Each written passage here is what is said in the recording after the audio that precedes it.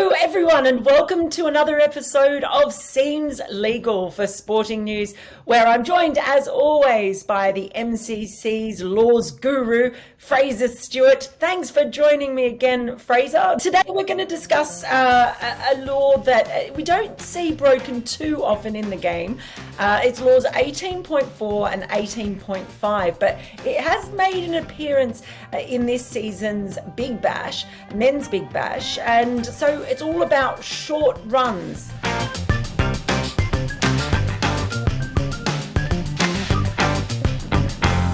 So it is quite a rare one. This was a deliberate short run, which is different from an accidental short run, and I'll explain the difference. It was a game, as you say, in the men's BBL between Hobart Hurricanes and Melbourne Stars. It was the first innings. Hobart Hurricanes were batting, and it was the last over. And Tim David was on strike, and I think he was on 18 off 9 balls at the time, so had been hitting them pretty well. Nathan Ellis was his batting partner, who'd just come in, was yet to face a ball down at the non-striker's end.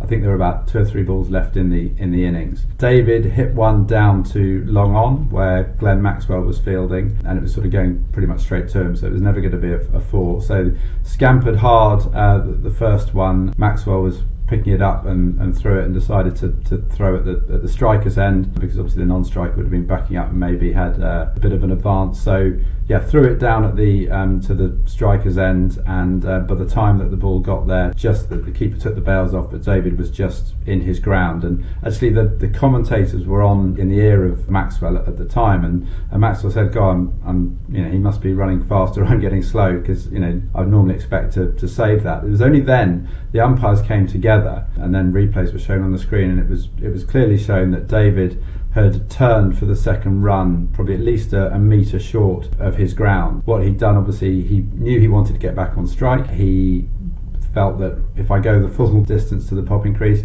I'm going to get run out, so I'm just going to turn short here and dash it back. He probably was unaware of Law 18.5, which makes a difference between deliberate short runs and unintentional short runs, which are 18.4. And when it's a deliberate one, which this clearly was, there was the context, there was him being well short of the popping crease. Effectively, the book gets thrown at them, and you can't be dismissed from it, but all runs are disallowed except any runs for penalties, and 5 penalty runs is awarded to the fielding side. So Melbourne Stars, who are yet to bat, they started their first innings on 5 for no wicket. Hobart ended up winning by 20 or so runs, so it didn't affect the outcome of the game, but I'm sure Tim David learnt a valuable lesson, and was probably thumbing through Law 18.5 to make sure he understood it better next time. So when did Law 18.5 come in? Because short runs have been around for a long time, but this differentiation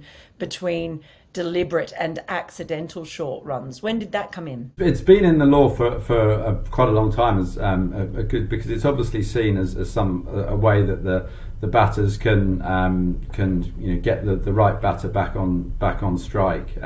And I think it's probably sensible here to talk about unintentional short runs, which is the more common one, where the batters just normally a couple of centimetres short in turning, and it's probably fair that it's accidental rather than anything malicious or deliberate.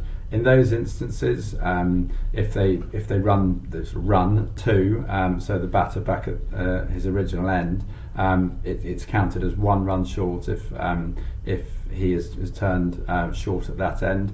So they only get 1 run instead of 2, but that batter would remain on strike.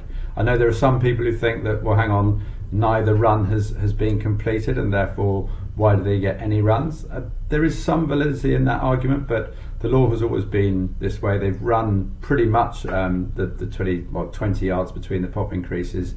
They've run sort of 39.9 something of them. So we think it's fair that they do get the 1 run, but where it's obviously deliberate, that's where Law 18.5 kicks in, and they get no runs and the penalty as well. So there is a deterrent there to stop them doing it, because it is obviously a tactic of normally at the end of an innings is when it happens that will get the specific batter back on strike, the one that they want on strike. Yeah, that's the one I was going to ask you about, because I do see that argument brought up quite often, that maybe they've not run either run or either length, I guess, fully, so that they shouldn't be awarded any. So that's interesting that that's already been considered, and you just average out the whole length of the total running distance, I guess, between them. Have there been any significant cases of this in international cricket? There was one back in 2018, actually, a game in Sri Lanka playing England, and it was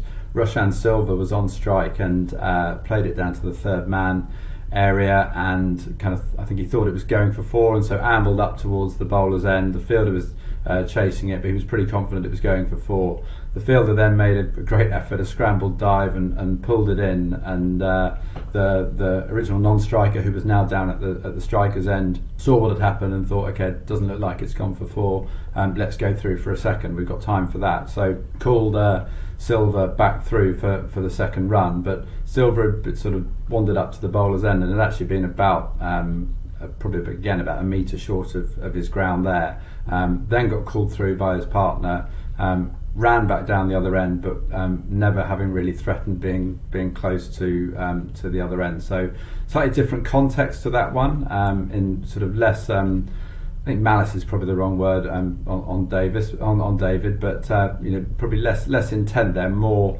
a bit sort of slapdash in his approach, and suddenly thought, his mind was on getting back and not being run out rather than getting the other end. But it was still, clearly, it was nowhere near being a completed run. So that's why the umpires invoked 18.5 in that instance as well. Oh, there you go. There's perhaps a lesson there for all the cricketers out there, to make sure that they don't do it deliberately if they don't want to, as you say, have the book thrown at them. If any of you are out there watching, please do feel free to send us your questions or suggestions for a video of a law that you would like to see explained properly, or you have questions about. And please do share this on social media and around your cricket chat groups as well, because there are a lot of laws with a lot of intricacies and plenty to talk about. And we will be back with another episode of Seems Legal. We'll get Fraser in again to pick his brains about something